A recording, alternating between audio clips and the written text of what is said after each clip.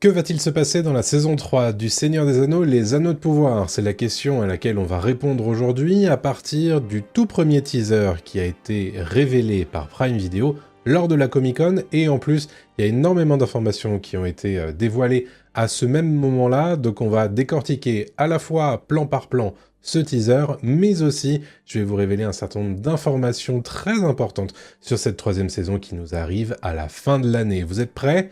C'est parti. C'est un teaser assez court que nous dévoile ici Prime Video, avec quand même beaucoup de plans intéressants et inédits qu'on n'avait pas encore vus sur cette saison 3, puisque en fait elle a beau sortir à la fin de l'année, on n'avait eu que 2 ou 3 images grand maximum de cette saison 3, et ça y est, on peut enfin se repaître de plein de détails, et ce trailer commence ici avec de dos le crâne de Sauron, avec la couronne de Morgoth qu'on l'avait vu dans la saison 2 particulièrement, et vous noterez ici cette espèce de caverne enflammée qui a l'air d'être quand même assez construite, hein. Il y a une espèce d'architecture qu'on peut voir ici, certainement des orques qui sont en train de travailler de part et d'autre, des torches, etc.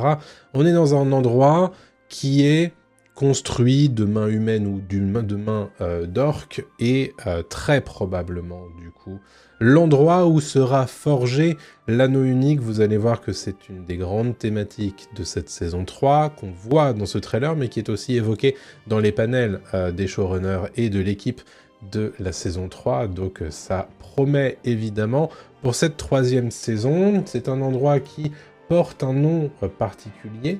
C'est dans la montagne du destin, le Sammath Nord, évidemment, l'endroit où, vous le savez, Frodon et Sam vont finir par jeter l'anneau unique, mais il faut bien le forger pour l'instant, hein. Dans les Anneaux de Pouvoir, on ne l'a pas encore vu, et donc c'est très probablement une des grosses thématiques pour Sauron dans cette troisième saison, bien entendu.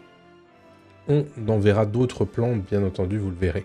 Ici, vous avez bien entendu la montagne du destin qui se trouve juste ici, mais aussi ici, ce qui ressemble très probablement à une tour qui est en construction, pas tout à fait terminée d'être construite, on l'imagine, c'est Barad-dûr. Très probablement la forteresse du Mordor de Sauron, bien évidemment. Vous reconnaissez bien sûr la montagne du destin et cette ambiance très sombre qu'on connaît bien sûr depuis... c'est la fin de saison 1, hein, tout ça, ça explose, et que le Mordor est véritablement tel qu'on le connaît dans les livres et dans les films. Ici, de l'or en fusion, on l'imagine, qui va être utilisé pour forger l'anneau unique. Et ce qu'on appelle, alors je sais plus que ça porte un nom, j'ai oublié ce nom, mais c'est l'endroit où on va verser cet or en fusion et créer du coup l'anneau. Et vous noterez bien sûr les différentes inscriptions qui vont se retrouver sur l'anneau unique, avec le fameux poème de un anneau pour les gouverner tous, bien sûr. Voilà, c'est une grande thématique de ce trailer, bien entendu. Et ici, pour la première fois, un plan qui ne se rapporte pas à Sauron ni à l'anneau unique, c'est un plan qui est potentiellement un flashback qui est dédié du coup à Galadriel, mais aussi un autre personnage qu'on découvrira être Celeborn, son mari, qu'on n'avait pas encore vu depuis les 2 premières saisons, qui est joué par Jamie Campbell-Bower, que j'ai mis d'ailleurs sur la vignette parce que c'est quand même un acteur qui attire le regard, bien entendu. Et vous voyez du coup un certain nombre d'elfes qui sont en train de danser tout autour d'eux. Alors, moi, ma théorie, c'est que c'est probablement un flashback pour nous montrer un petit peu quelques images de leur relation avant que l'un soit déraciné de l'autre, qu'ils soient séparés. On va probablement découvrir dans ce trailer que Celeborn, en réalité, était capturé par Sauron à un moment ou à un autre, très probablement il y a plusieurs centaines d'années, durant le Premier Âge, et donc je pense que cette scène ici est un flashback c'est un moment important de leur relation.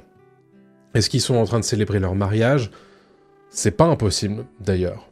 Pour être très honnête, je n'en sais rien, mais c'est peut-être une théorie à laquelle on peut penser. Un nouveau plan ici, de très grande proximité entre les deux elfes amoureux, bien entendu, Celeborn à gauche, Galadriel à droite, un très joli plan, évidemment, comme la série c'est en fer.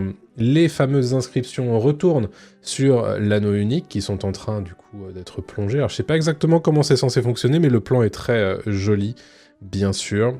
Ici à nouveau, le Mordor, avec ce que j'imagine être à droite, Barad-dûr, et les différents fleuves de lave qui parcourent la région et qui viennent de la montagne du destin, et beaucoup d'oiseaux, des corbeaux. On peut penser évidemment aux crébins du pays de Dain. Alors ils viennent pas tout à fait de cet endroit-là, mais voilà, c'est une référence visuelle assez appuyée, et on voit ici ce qui semble être Sauron, hein, tout simplement. On le reconnaît si on regarde la couverture du magazine Empire. On va reconnaître, regardez, l'armure de Sauron, ici. Alors ici, il n'a pas la couronne, mais c'est très probablement la même personne qui se trouve ici de dos, et qui est très probablement sur le balcon qui regarde, du coup, surplombe la vallée du Mordor face à Barad-dûr, très logiquement. Ici, un nouveau personnage que l'on va découvrir dans cette saison 3, c'est un orc qui va a priori cheminer avec Arondir et Galadriel, on le verra tout à l'heure. Cet orc porte un nom, on l'a déjà appris, il s'appelle Marnouk, et je vais vous le dire tout de suite, c'est un orc qui a priori est plutôt mystérieux, puisque on ne sait pas si effectivement ce qu'il dit est la vérité. Il dit à Arondir et à Galadriel qu'il tourne le dos à Sauron, et qu'il va les aider à battre Sauron. Donc il veut aider les elfes à battre Sauron. Bien entendu, est-ce qu'on peut faire confiance à un orc? C'est un peu toute la thématique de cette saison 3 pour Arondir, peut-être pour Galadriel aussi. Est-ce que Marnouk dit la vérité, ou est-ce que, à la prochaine occasion, il va leur planter un couteau dans le dos? C'est évidemment la grande question. Qu'est-ce qu'il est en train de dire ici, dans ce trailer? Il dit « Le Seigneur des Ténèbres est sur le point de créer un nouveau pouvoir ». Là, il fait référence à l'anneau unique, bien sûr, pour tous les maîtriser. Bah, d'ailleurs, il le dit, un anneau pour les gouverner tous. Et il explique ensuite que les armées de Sauron sont partout en Terre du Milieu. Un autre plan ici, cette fois de Galadriel, qui a l'air de sortir d'un combat, ou probablement d'une aventure assez mouvementée, et pourtant, ce qui est étrange, vous noterez d'ailleurs ici, c'est probablement une armure de la Côte de Maille ou quelque chose comme ça. Donc, en tout cas, elle n'a pas pris de bain récemment, et pourtant, elle est en train de dormir sur un coussin qui est plutôt ouvragé, ici, probablement une tête de lit assez ouvragée, et quelqu'un qui est en train de toucher son visage, de la caresser, peut-être pour la rassurer.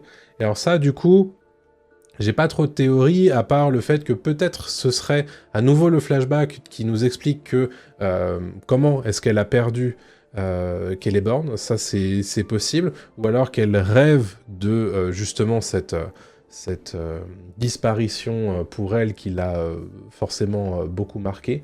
On imagine, je ne sais pas exactement de quoi il s'agit, mais à nouveau une Galadriel tourmentée dans cette saison 3, ce qui ne surprendra personne, je pense.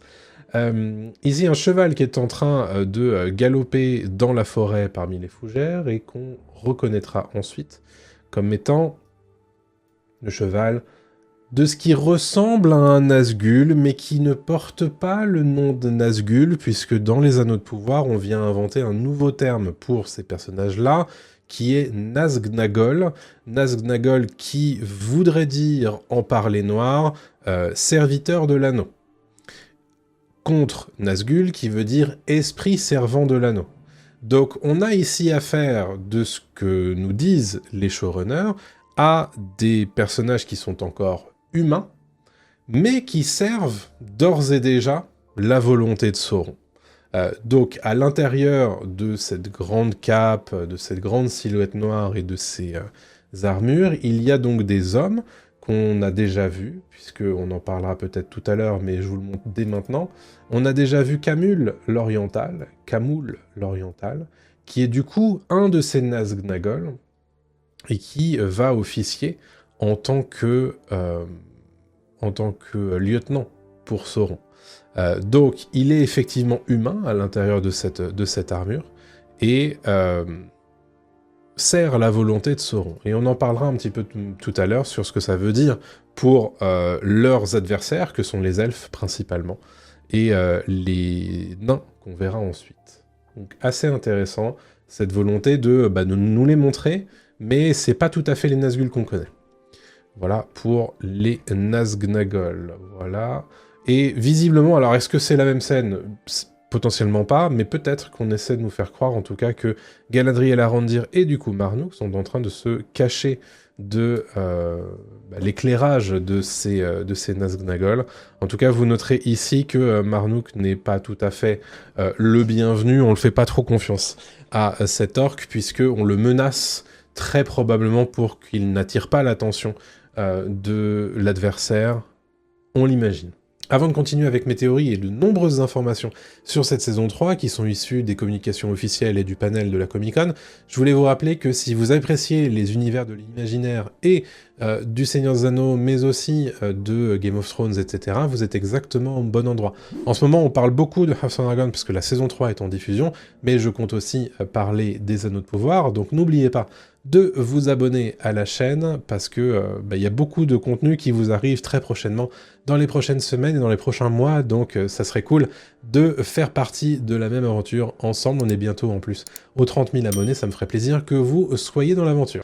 C'est à ce moment-là que Marnouk est en train de dire il a des armées partout en Terre du Milieu, et ça c'est un moment peut-être où je peux en profiter pour vous expliquer qu'en réalité, entre la saison 2 et la saison 3 des Anneaux de Pouvoir, il s'est passé 5 ans. Ça, on l'a appris du coup dans le communiqué de presse officiel, mais aussi dans le panel de la Comic-Con. Il se passe 5 ans entre les deux saisons, donc du temps a coulé, et surtout, l'influence de Sauron s'est vraiment diffusée partout en Terre du Milieu, à tel point qu'il y a seulement quelques poches de résistance à l'intérieur de la Terre du Milieu, qui sont incarnées, bien entendu, par les elfes, où justement Sauron essaie d'étendre encore son pouvoir, mais il est pour l'instant bloqué par les 3 anneaux protecteurs des elfes.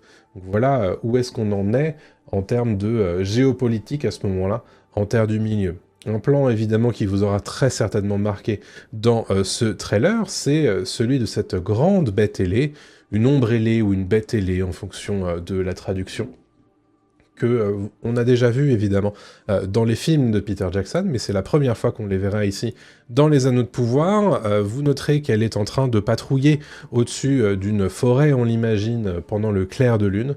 Le plan est très joli. Qu'est-ce qu'il cherche? Probablement les Anneaux des Elfes.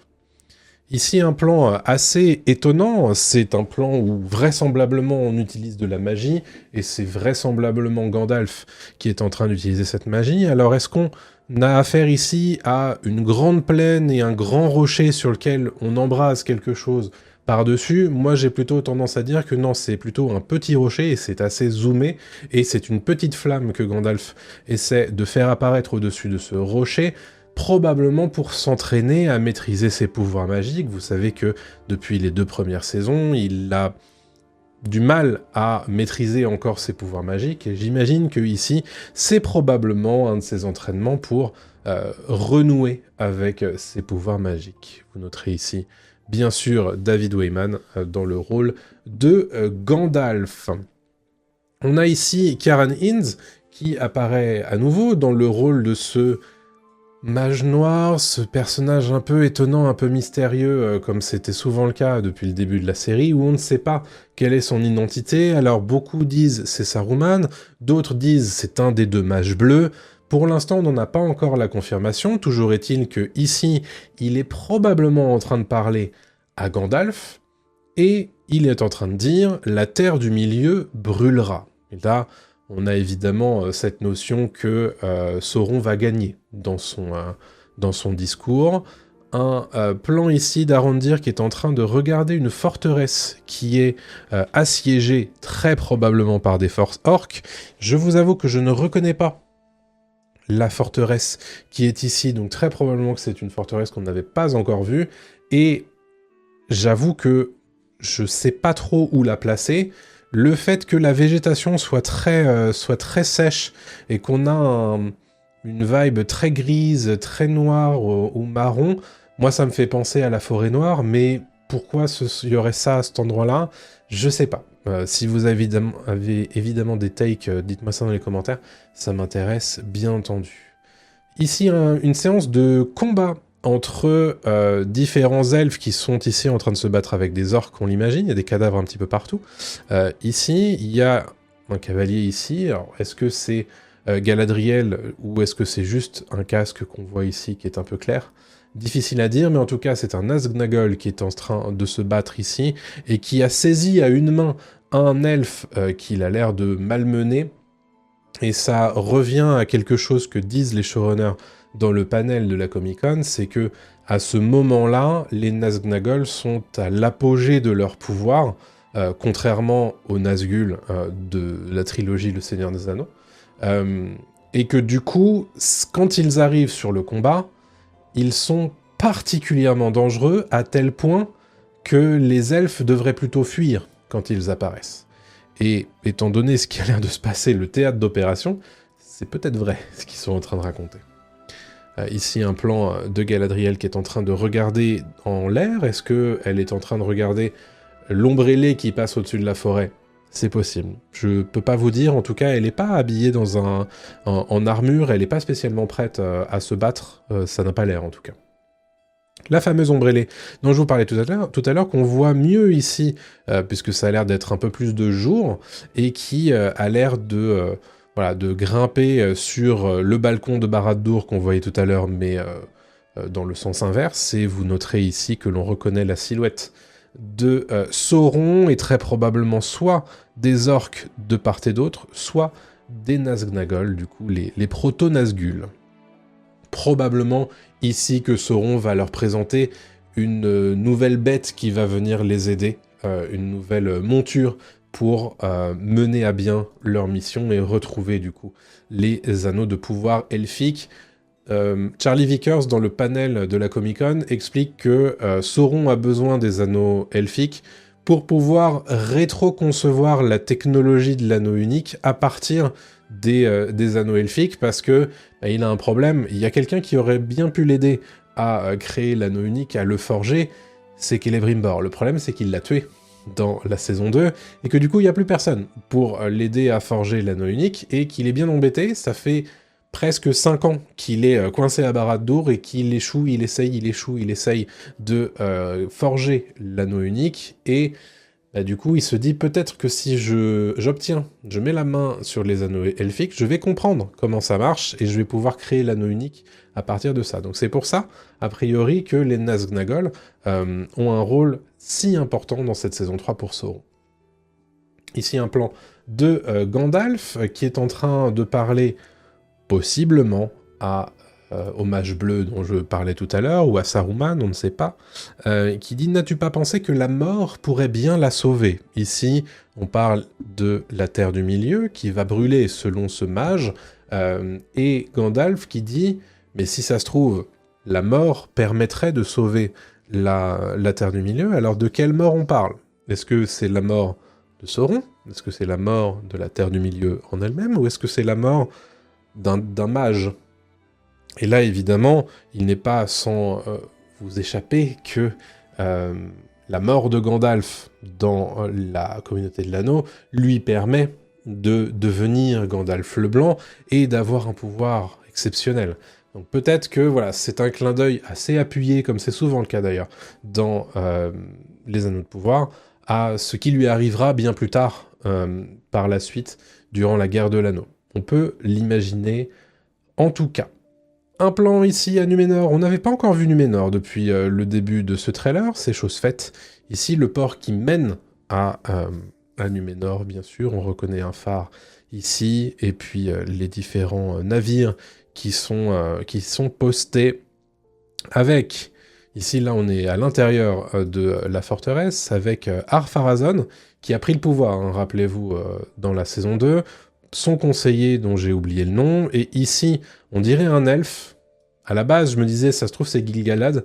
J'ai pas l'impression de le reconnaître, donc c'est potentiellement un émissaire qui a été envoyé par les elfes pour négocier avec Ar-Pharazôn, et lui demander tout simplement d'aider les elfes sur le continent de la Terre du Milieu face à Sauron.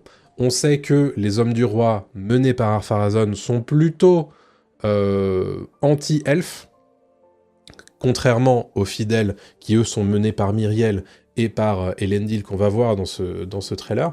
Donc voilà, toujours des guerres politiques intestines à Numénor, c'est ce qu'on nous promet en tout cas dans le panel de la saison 3 et dans ce trailer. Un plan ici, un peu pas étonnant, puisqu'on voit beaucoup des plans de cavaliers qui galopent dans les plaines. Ici, on reconnaît bien sûr Galadriel, mais je ne sais pas de qui il s'agit ici. Puisque cheval noir, longue chevelure noire, de qui il s'agit? Peut-être un nouveau personnage, ou un personnage qu'on a déjà découvert, mais que j'arrive pas à reconnaître. Si vous avez des informations ou des sentiments ici, je vous fais confiance dans les commentaires. Moi, j'ai pas l'info. Est-ce que c'est Théo ou alors, et du coup, il a largement fait pousser ses cheveux? J'en doute un petit peu, pour être très honnête. Est-ce que c'est Isildur? J'ai pas l'impression de le reconnaître. D'ailleurs, Isildur qu'on ne voit pas dans ce trailer. Ici, un plan de Galadriel qui vient de tuer un orc et qui découvre un personnage qui, ici, nous tourne le dos. On se dira, ça se trouve, c'est Halbrand. C'est vrai que de dos, comme ça, on dirait le Halbrand de la saison 1. Non, en fait, c'est Celeborn. Hop, on voit ça dans le plan juste après. Elle est tellement surprise qu'elle en fait tomber son épée. Et Halbrand, du coup, elle lui dit « Mais Celeborn, où étais-tu » Et là, vous notez qu'elle a la même tunique que tout à l'heure, dans la nuit, quand elle regardait ce qui semblait être l'ombre ailée. Mais en plus de ça, elle a une armure par-dessus. Et là, du coup, dans une autre scène, on a Celeborn qui lui dit « J'essayais de te retrouver ». Et ça, du coup, c'est probablement une des grandes thématiques dont nous parle Jamie Campbell-Bower, du coup, l'acteur de Celeborn, dans cette saison 3, c'est à quel point la distance lui a été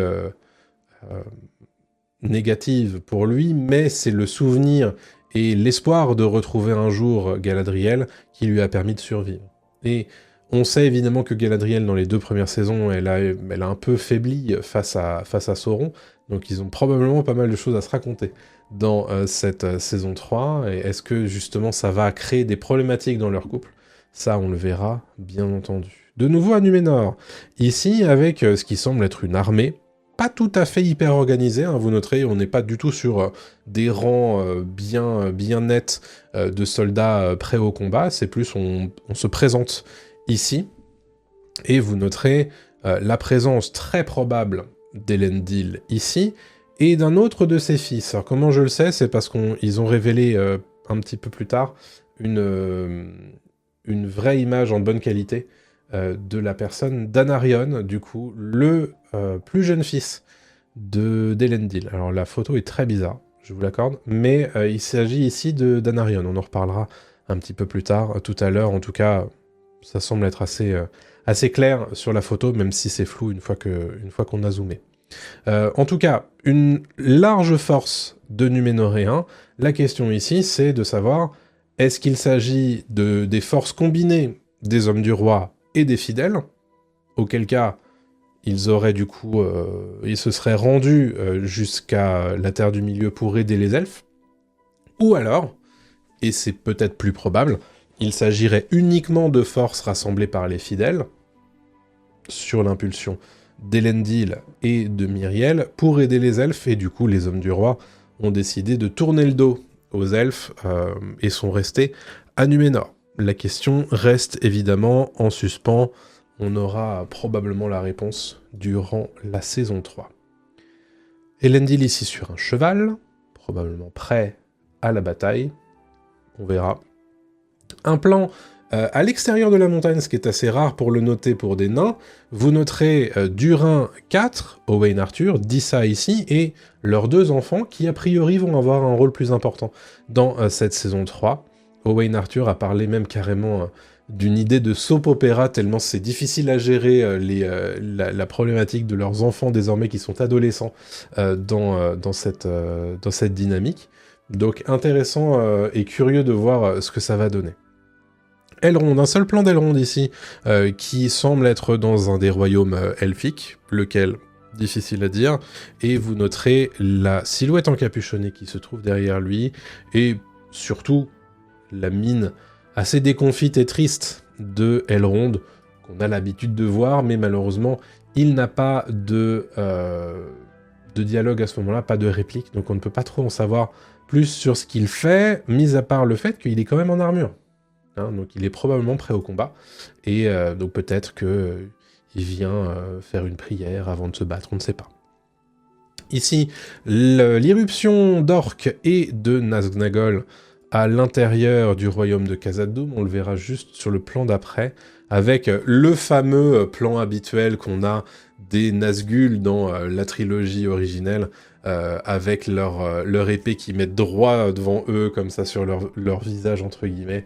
Voilà, le rappel visuel est là, on est toujours dans cette dynamique des anneaux de pouvoir qui essaie de rappeler et de convoquer le souvenir de la trilogie de Peter Jackson, bien entendu.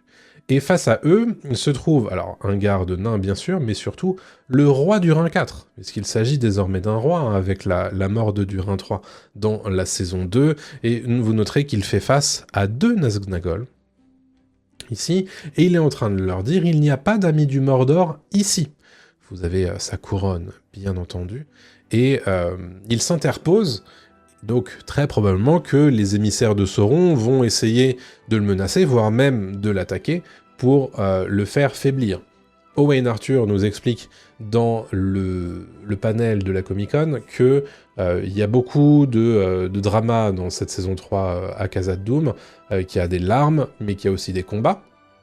Et il explique en fait que les nains, les seigneurs nains sont très intéressés par les anneaux de pouvoir, les 7 anneaux de pouvoir, qui sont en possession de Durin IV à Khazad-dûm, mais qu'il s'est passé une telle tragédie avec la mort de Durin III dans la saison 2, que lui a envie de les laisser dans un coin, que faire en sorte qu'ils ne soient disponibles pour personne.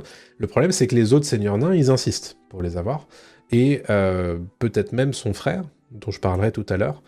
Donc voilà, c'est un petit peu la grande question de Durin IV dans cette saison 3 a priori, c'est comment faire pour faire en sorte que les anneaux maléfiques des nains restent en sûreté et n'aillent pas auprès des seigneurs nains, une quête que l'on sait évidemment vouée à l'échec. Ici, Dissa qui a l'air d'être à terre, agenouillée. Vous noterez des silhouettes de nains derrière elle.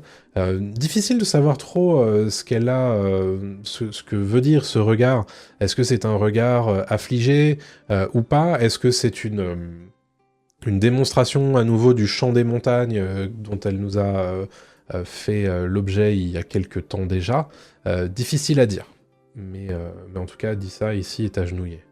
Un plan à nouveau de cavalier qui chevauche au galop ici, un petit peu dans l'eau. Impossible pour moi de vous dire de qui il s'agit.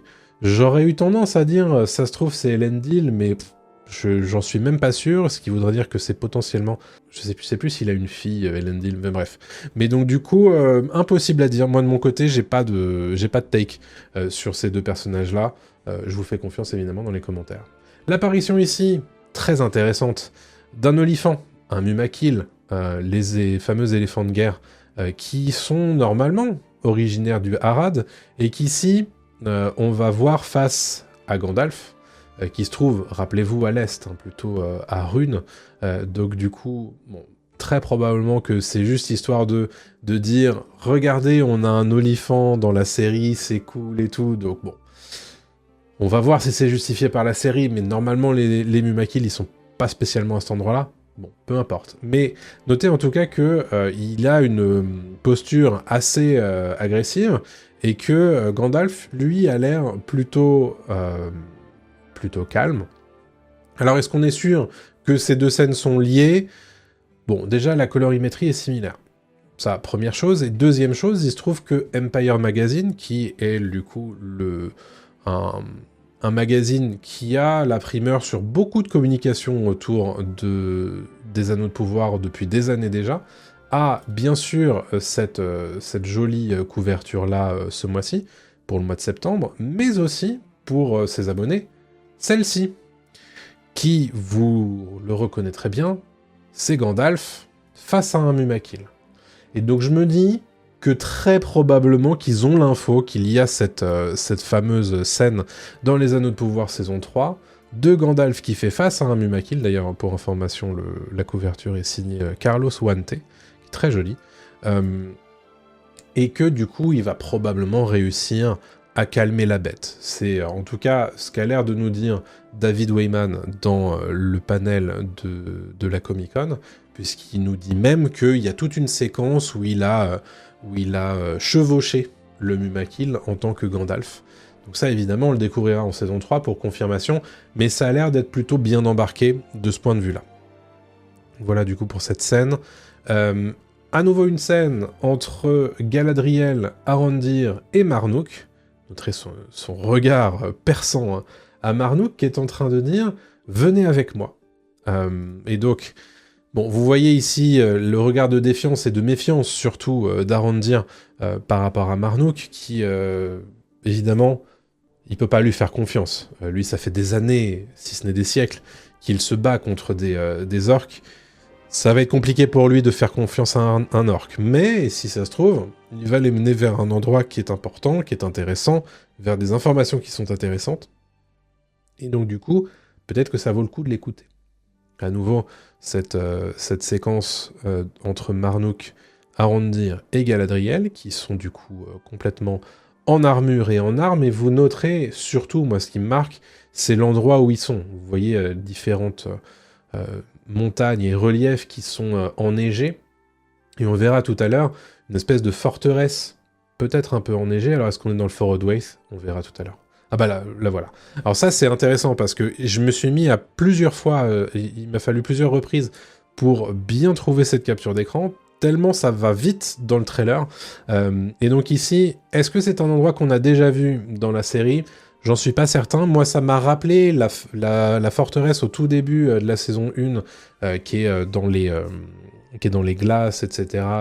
Une forteresse du Forest Waste. Mais c'est pas exactement la même ici. Donc, est-ce qu'on est au même endroit, mais c'est pas tout à fait la même forteresse? Possible. En tout cas, ici, j'ai l'impression que c'est dans cet endroit-là qu'ils veulent se diriger. Probablement. Pourquoi ? On ne sait pas, est-ce que c'est Marnouk qui leur dit « Il y a une information importante que vous allez trouver là-bas, donc allez-y, je vous y emmène ». Et si ça se trouve, c'est à cet endroit-là qu'elle retrouve Celeborn. Bon, ça c'est une théorie, bien entendu, on verra ce que ça veut dire. Galadriel ici, qui semble être à genoux, et qui parle à quelqu'un qui a des cheveux assez longs, je ne sais pas s'ils sont blonds ou blancs, c'est peut-être Círdan, du coup, l'elfe, qu'on voit... Ah bah non, c'est tout simplement Celeborn à qui elle parle ici, et Celeborn qui est en train de lui dire « Le Seigneur des Ténèbres, il faut qu'on l'arrête », et vous noterez ici qu'on est très probablement dans une geôle, dans une cellule, où elle vient probablement de le sortir. Ici, des fanions des étendards, qui sont des étendards numénoréens. Je vous avoue que je suis loin d'être un expert sur les héraldiques numénoréennes, mais on reconnaît bien le soleil qu'on voit très régulièrement à Numénor. Ici, c'est plutôt une étoile qui rappelle l'héraldique elfique, et là c'est plutôt une feuille. Alors est-ce que c'est des trucs qui existent chez Tolkien? J'en ne suis pas certain. Est-ce que c'est des choses qui sont faites exprès pour la série? C'est possible. Mais vous noterez en tout cas que les soldats sont uniquement des soldats numénoréens ici dans cette armée, et on ne voit pas des elfes. Pour autant, ici dans cette séquence, vous noterez Ar-Pharazôn, ici totalement en armure, et d'ailleurs le casque est extrêmement stylé, rappelle d'ailleurs beaucoup le casque d'Elendil et d'Isildur dans la communauté de l'anneau de Peter Jackson. Et derrière lui, Gil-galad avec sa lance Aeglos. Donc assez intéressant à noter ici. Est-ce que c'est du coup au même moment que ce grand plan où on voyait Elendil, Anarion et leur armée derrière eux, ou est-ce que c'est tout à fait à un autre moment? C'est difficile à dire. Peut-être une théorie à avoir, ce serait que dans un premier temps, les fidèles viennent prêter main forte aux elfes, et que du coup, ça force les hommes du roi à prendre aussi parti et à prendre aussi les armes pour ne pas être mis de côté. Difficile à dire. En tout cas, le fait que Pharazôn soit à côté de Gil-galad, c'est quand même assez majeur, ici, dans ce plan. À nouveau, ce plan où on est probablement à l'intérieur d'une forteresse avec Galadriel qui est en train de tuer 2 orques, hein, j'en vois 2 là. Et voilà, très probablement, du coup, peut-être dans cette forteresse qu'on voyait tout à l'heure, couverte de neige, etc. Et peut-être, du coup, cet endroit où elle va retrouver Celeborn. Ici, Sauron, qu'on n'avait pas revu depuis quelques plans déjà dans ce teaser, avec du coup 2 orques qui font un signe de déférence. Il est en armure, mais il n'a pas sa couronne de Morgoth, et derrière lui, vous reconnaîtrez les couronnes à pic des Nazgûl, et il y en a un 3e derrière lui, je pense, là. Voilà. Un petit bisou entre Celeborn et Galadriel, le retour et la réunion, ça fait plaisir, on imagine. Et Sauron, ici, qui est en train de parler à quelqu'un, difficile à dire qui, mais il dit « L'ombre s'élève en terre du milieu, que dirais-tu de t'élever avec elle ?» Et là, à mon avis, il parle à un des hommes qui sera un des Nazgûl, ou déjà un des Nazgûl, peut-être à Camul l'Oriental d'ailleurs, et il lui fait une espèce d'offre en lui disant « Rejoins-moi », parce que ça te sera bénéfique pour plus tard, parce que tu vas grimper toi aussi en même temps que l'ombre. Un plan ici, on est très probablement dans une tente de commandement des elfes, vous reconnaîtrez les armures et les casques elfiques, avec Círdan qui a de nouveau sa barbe d'ailleurs, et qui est en armure, prêt au combat. Ici un plan avec un aigle géant, qui est en train de parcourir la montagne. C'est très joli, ça. Un plan très intéressant, évidemment, où on a ce qui semble être la limite du Mordor, et derrière, du coup, la montagne du destin en fond, avec, du coup, une cavalière, qui est sans doute Galadriel, sur un cheval blanc, et ce fameux cheval noir, peut-être, du coup, est-ce le même... dans la même séquence que les 2 chevals qu'on voyait tout à l'heure. Possible. Un Nazgûl sur son cheval qui est en train de se cabrer, et vous noterez tout autour de lui, par terre, des cadavres, dans tous les sens. Là, on a un elfe, là, on a des orques. Bref, grosse bataille ici, et le Nazgûl a l'air d'avoir obtenu gain de cause, hein, très probablement. Ici, on a Galadriel qui semble probablement fuir cette même séquence. On a l'air d'être au même endroit, même colorimétrie, les arbres assez similaires, la même végétation. On imagine du coup que Galadriel essaie de fuir ce combat. Le marteau de Fëanor, que l'on reconnaît évidemment puisqu'on l'a vu plusieurs fois déjà depuis le début de la série, et qui est désormais en possession de Sauron, mais qui va du coup l'utiliser, on le voit ici, pour forger l'anneau unique. Notez le retour de la couronne de Morgoth ici, et la colorimétrie qui fait que on se dit on est très probablement à l'intérieur de cette montagne du destin, du Sammath Nord, pour forger l'anneau unique, tout simplement. Ici, confirmation. Et vous noterez, on est d'accord que c'est une enclume, ça, avec différents orques qui viennent l'aider.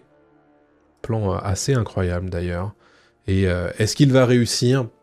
C'est très probable, puisqu'on a ce plan qui termine le teaser de la saison 3 avec l'anneau unique dans cette espèce de pince face à Sauron, et le teaser se termine évidemment sur la date de sortie qu'on avait déjà, hein. C'est le 11 novembre 2026 sur Prime Video. Je voulais vous parler du synopsis officiel puisqu'il a été d'ores et déjà dévoilé par Prime Video, qui nous renseigne beaucoup sur ce que nous promet cette 3e saison des Anneaux de Pouvoir. Donc c'est parti, je vous le lis dès maintenant. Il nous dit « Durant la saison 3, la Terre du Milieu est en guerre. 5 ans ont passé depuis la chute de l'Eregion. Les armées de Sauron ont marché partout dans le monde, conquérant tout sur leur passage.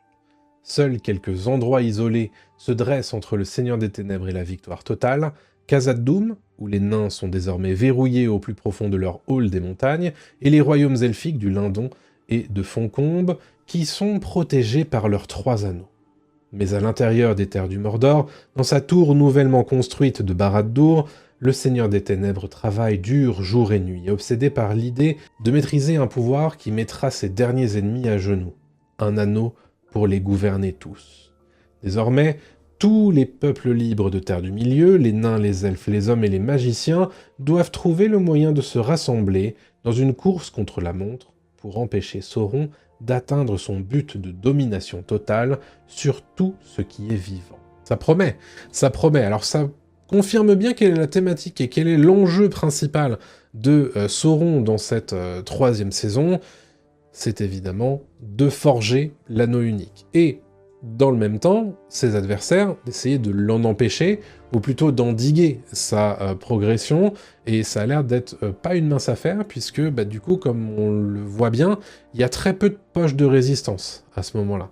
Je note qu'on ne mentionne pas spécifiquement les Numénoréens dans ce synopsis, ce qui est assez parlant, ce qui veut dire que soit c'est très compliqué et c'est difficile à faire passer en quelques mots, soit on veut le cacher. Ça, évidemment, c'est intéressant à savoir. Il faut qu'on parle du nouveau casting, des nouveaux acteurs qui rejoignent les précédents acteurs des Anneaux de Pouvoir. Le premier dont je voulais parler, c'est Eddie Marsan. Eddie Marsan qui rejoint le casting dans le rôle de Train, le frère aîné de Durin IV. Et alors, il faudra que vous me confirmiez, j'ai pas spécialement l'info, mais je suis pas certain que ce soit un personnage qui existe. Donc voilà, peut-être que c'est une nouveauté pour les Anneaux de Pouvoir. Et Owain Arthur nous explique que il joue son frère, et que c'est le frère que j'aime détester. Donc il le dit en tant que Durin IV. Il dit « Ses intentions sont questionnables. Pour Durin, c'est la seule famille qui lui reste, donc il ne veut pas croire qu'il est là pour l'anneau, pour un des 7 anneaux des nains, bien sûr. » Et Owain Arthur nous dit « Mais c'est probablement le cas. » Ça promet évidemment un rapport assez conflictuel entre les deux personnages. Je vous parlais aussi tout à l'heure d'Andrew Richardson, qui joue le rôle d'Anarion, qui se trouve être le plus jeune fils d'Elendil, et le frère, du coup, d'Isildur. Donc c'est un Numénoréen qui se trouve, du coup, à Numénor, avec, très probablement, les fidèles. Je suis très étonné par cette photo, parce que je ne comprends pas comment tient cette épée. Ça te donne vraiment l'impression que c'est une génération par IA qui est mal faite. Mais je comprends pas. Je comprends pas ce plan. Bref, on verra Andrew Richardson dans la saison 3 de, j'allais dire House of Dragon, mais non, de Rings of Power. Je vous ai parlé tout à l'heure de Marnuk, qui est joué par Adam Young, qui est un orque mystérieux aux apparences peut-être trompeuses.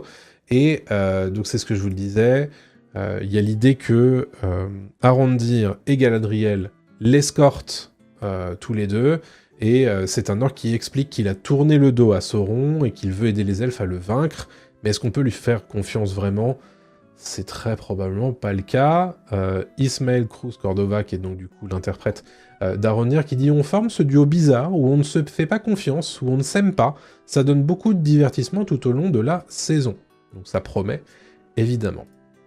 Je vous en parlais tout à l'heure, j'enlève ma grosse tête là, Jamie Campbell-Bower de Stranger Things, évidemment, qui rejoint l'aventure des Rings of Power dans le rôle de Celeborn, le mari perdu depuis longtemps de Galadriel. Et alors là, du coup, on va essayer de voir comment la série va gérer l'introduction de ce personnage qui est pourtant si important à Galadriel, et pourtant dont on n'a eu aucune mention dans les 2 premières saisons.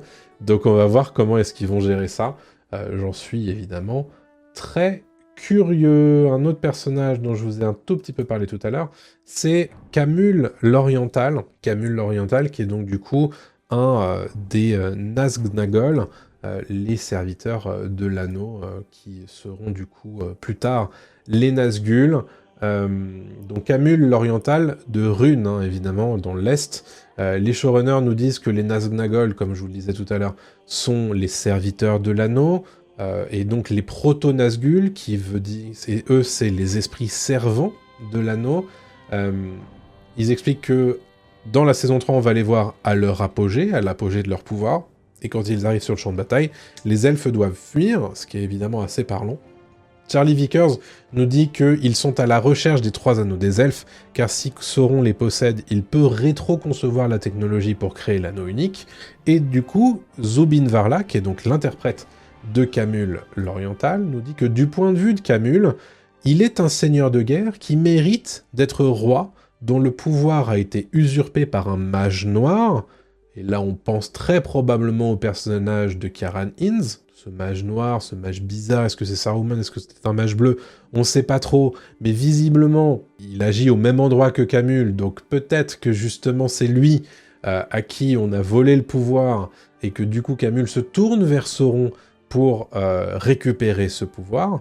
Il le dit d'ailleurs dans cette interview chez Empire, il dit « Sauron lui offre une manière de reprendre la main, et donc du coup il va la saisir, et donc devenir un de ces Nazgûl. » Et il y a un dernier acteur qui a été ajouté à la liste du casting, c'est Simon Pegg, dans un rôle qui va sans doute vous étonner, puisque c'est la voix du Balrog. Et oui, c'est ce que nous explique le communiqué de presse, le Balrog de la saison 3 des Anneaux de Pouvoir va parler. Et ça, c'est évidemment la première fois que ça arrive, à la fois dans les livres, mais aussi dans les films et dans l'univers, du coup, audiovisuel du Seigneur des Anneaux. Simon Pegg va, du coup, donner sa voix au Balrog dans ce qui semble être une scène d'importance entre Sauron et ce fameux Balrog. Mais en gros, l'idée, c'est que, pour les showrunners, chez Tolkien, les créatures parlent. Et que le Balrog n'est pas une bête sans esprit, que c'est un adversaire intelligent, stratégique et dangereux. On le pose donc comme un personnage. Et donc il voulait montrer une facette un peu différente du Balrog ici, donc c'est pour ça qu'il lui donne la parole. Ils expliquent d'ailleurs que les Balrogs savent vivre dans le feu, et si Sauron doit survivre dans un volcan, évidemment pour forger l'anneau unique, c'est sans doute un pouvoir qui peut l'intéresser. Donc Sauron va le voir, le Balrog, pour apprendre ce pouvoir. Et donc c'est ça un petit peu qu'on nous promet dans cette idée d'avoir un Balrog qui parle dans les Anneaux de Pouvoir, et je sais bien que ça fait tiquer un certain nombre de puristes, comme souvent bien entendu, et je me dis, en fait c'est peut-être pas si con que ça, parce que rappelez-vous donc, Sauron c'est un des Maillards, les Balrogs sont des Maillards également, certains ont même servi Morgoth comme ses généraux, comme généraux de ses armées, on pense évidemment à Gothmog, qui est le seigneur des Balrogs durant le Premier Âge. Un Balrog, pour commander des armées, on imagine qu'il doit peut-être pouvoir s'exprimer. Peut-être que c'est du coup pas tout à fait illogique qu'il soit capable de parler en réalité. Donc ça, évidemment, on va voir comment ils vont gérer la chose dans la saison 3, mais malgré tout, je suis un peu curieux de voir ce que ça peut faire, et j'imagine en tout cas que ça risque d'être très classe, malgré tout, comme scène. Je voulais terminer cette vidéo avec une information très importante, c'est les dates de diffusion de cette saison 3 des Anneaux de Pouvoir. Comme vous le voyez ici, je vous ai mis le visuel. D'ailleurs, ce visuel, vous aurez noté que c'est Sauron et un Balrog face à lui. Le visuel est très cool. Donc, le lancement de cette saison 3 arrivera le 11 novembre, comme je vous le disais, sur Prime Video, et on n'aura pas 3 épisodes comme c'était le cas sur les 2 premières saisons, mais 4 premiers épisodes d'un coup, donc d'ores et déjà la première moitié de la saison, puisqu'il n'y a que 8 épisodes dans la saison 3 des Anneaux de Pouvoir. Ce sera suivi une semaine plus tard des 2 épisodes suivants, les épisodes 5 et 6, et une semaine plus tard encore, donc soit 2 semaines après le lancement, les 2 derniers épisodes, le 25 novembre, les épisodes 7 et 8. Donc ça va aller très vite, en l'espace de 3 semaines, tout sera bouclé. Ce qui est un peu surprenant, mais bon, c'est un système de diffusion qui se fait notamment sur Prime Video, et qui permettra très probablement à Prime Video d'esquiver la concurrence qu'on imagine très élevée de la série adaptant Harry Potter qui arrive sur HBO au moment de Noël. On imagine aussi que c'est une manière pour eux de manipuler les chiffres d'audience à leur avantage sur cette saison 3 par rapport aux 2 précédentes saisons qui s'étaient lancées avec les 3 premiers épisodes d'abord, puis un épisode par semaine après. Donc ça va permettre très probablement de faire un petit peu mentir les stats et de dire, bah regardez, on a fait vraiment beaucoup de visionnage sur le lancement. Bah oui, mais parce qu'il y avait 4 épisodes à regarder et pas 3. Donc voilà pour ça sur la diffusion. C'est assez étonnant, mais c'est bon à savoir. Donc 4 premiers épisodes le 11 novembre, 2 épisodes suivants le 18 et les 2 derniers le 25. Voilà pour ceci. Voilà, j'ai fait un gros point, très probablement que d'ici au début de la diffusion, on fera d'autres vidéos dédiées aux Anneaux de Pouvoir saison 3. Si ça vous plaît, en tout cas, dites-le.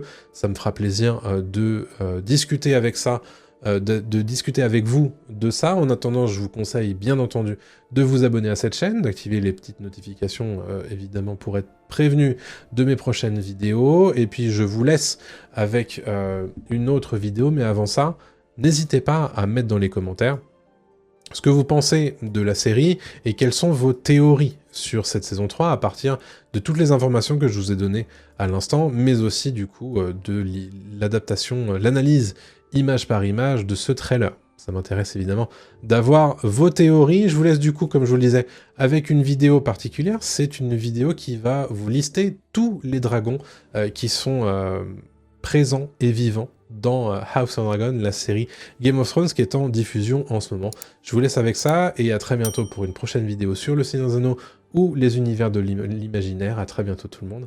Salut à tous.